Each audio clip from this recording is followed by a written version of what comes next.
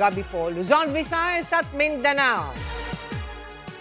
Sa wakas, natuldukan na ang 2 linggong kalituhan sa kung alin ang tunay na mayorya sa pinatawag na special session sa Senado ng Pangulo ngayong araw. Noong unay bitin pa ang bilang ng mga senador hanggang dumating si Senador Joel Villanueva at nakiboto sa pagluklok kay Senador Win Gatchalian bilang Senate President. Live mula sa Senado, nakatutok si Sandra Aguinaldo. Sandra! Mel Emil, nahalal nga pong Senate President itong si Senador Sherwin Gatchalian. Ito ay matapos nga po silang makabuo ng 13 senators. At ang pinakabago pong nadagdag dyan ay si Senador Joel Villanueva. Maagang nag-inspeksyon para sa seguridad sa loob ng Senado bago magsimula ang special session ng Kongreso na ipinatawag ni Pangulong Marcos. May mga K9 units na nagsagawa ng sweeping sa loob ng session hall.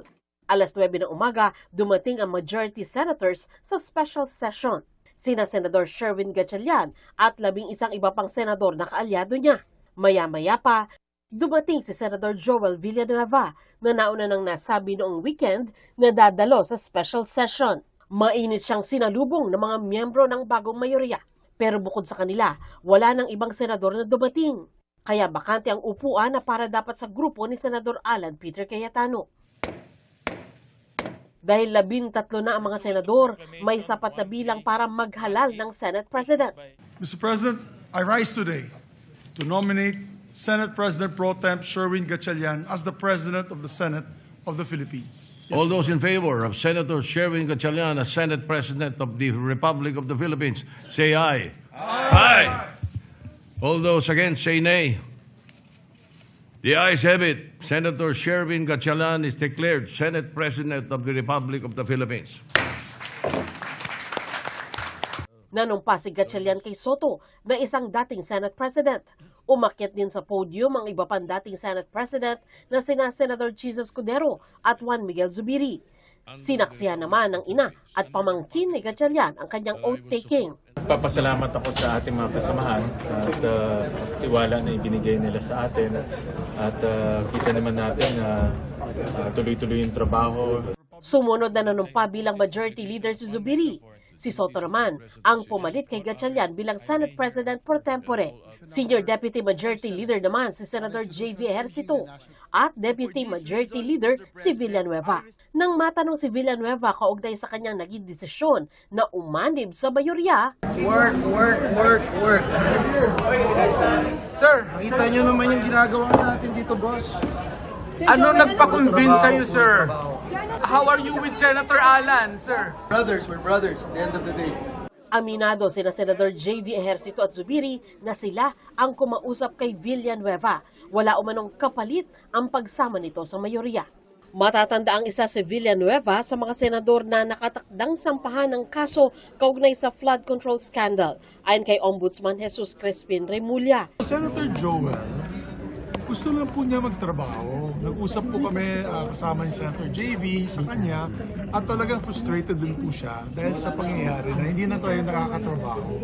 Wala po mga sinasabing mga chismis na may mga pamimigay or mga concessions, none whatsoever.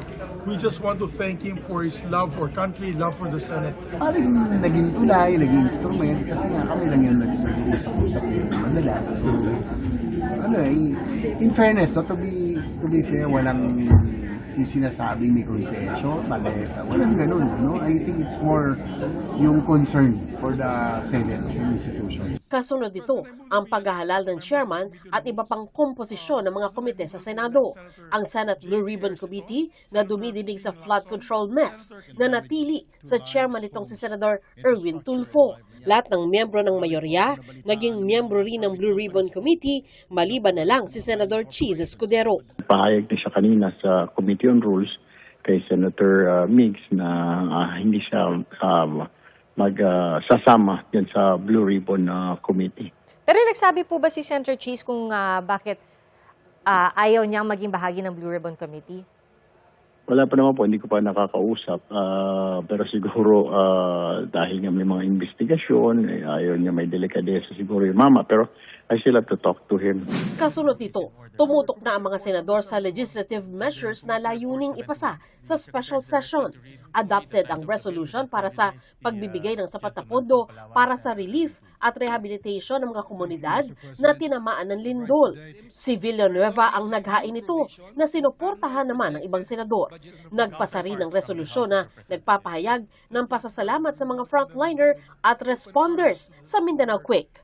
May mga panukalang batas din ang approved on second at third reading, kabilang na ang declaring waling-waling as national orchid, granting Philippine citizenship sa 2 atleta, Magna Carta on Health Workers, Agricultural Cooperatives Act at iba pa.